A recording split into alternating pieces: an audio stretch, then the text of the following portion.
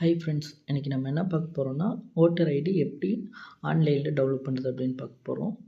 சில பேர்த்துக்கு voter ID miss ஆகிருக்கலாம், அதை எப்படி ஆன்லைனில் டெவலப் பண்ணுறது அப்படின்னு பார்க்க போகிறோம். வாங்க, ஃபஸ்ட்டு வந்துட்டு க்ரோமில் போய்க்கோங்க. க்ரோமில் போயிட்டு ஓட்டர் ஐடி அப்படின்னு கொடுத்துருங்க. கொடுத்ததுக்கப்புறம் ஃபஸ்ட்டு வர போர்ட்டல் ஓட்டர் சர்வீஸ் போர்ட்டல் அப்படின்னு ஒரு ஆப்ஷன் வரும். அதை கொடுத்துட்டிங்கன்னா இது மாதிரி பேஜ் ஓப்பன் ஆகும்.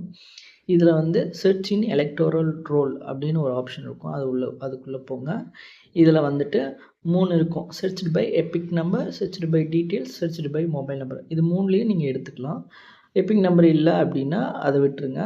சர்ச்டு பை டீட்டெயில்ஸ்னால் உங்கள் நேமு, உங்கள் டேட் ஆஃப் பர்த்து, உங்கள் ஊரை போட்டு எடுத்துக்கிறது. மொபைல் நம்பர் மூலயமா நம்ம இப்போ எடுக்க போகிறோம். வாங்க, ஃபஸ்ட்டு வந்துட்டு சர்ச்டு பை மொபைல் நம்பர் அந்த ஆப்ஷன் கொடுத்துக்கோங்க. அதில் போனதுக்கப்புறம் மொபைல் நம்பர் என்ன ஸ்டேட்டு அப்படின்னு கேட்கும். தமிழ்நாடு கொடுத்துக்கோங்க. அதுக்கப்புறம் என்ன லாங்குவேஜ், தமிழ் கொடுத்துக்கோங்க. மொபைல் நம்பரை என்டர் பண்ணிக்கோங்க. அப்புறம் கேப்சா கொடுத்துருப்பாங்க. கேப்சா என்டர் பண்ணிட்டு சென்ட் ஓடிபி அப்படின்னு கொடுங்க. நம்ம ஓட்டர் ஐடி ரிஜிஸ்டர் பண்ண மொபைல் நம்பருக்கு ஓடிபி போகும்.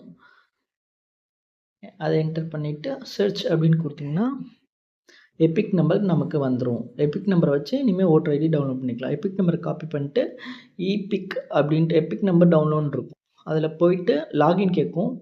நீங்கள் ஃபஸ்ட்டே லாகின் பண்ணிக்கோங்க, இப்போ கூட பண்ணிக்கலாம். மொபைல் நம்பர் போட்டு லாகின் பண்ணிக்கோங்க. அதுக்கு ஒரு ஓடிபி போகும்.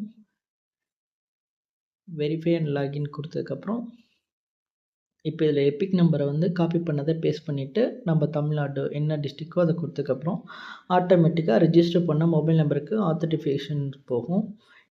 சென்ட் ஓடிபி கொடுத்ததுக்கப்புறம் ஓடிபி என்டர் பண்ணிவிட்டு வெரிஃபை ஒரு ஆப்ஷன் இருக்கும். அதை கொடுத்தீங்கன்னா ஆட்டோமேட்டிக்காக டவுன்லோட் எபிக் அப்படின்னு வந்துடும். அவ்வளோதாங்க, பேன் கார்டு டவுன்லோட் ஆயிடுச்சு.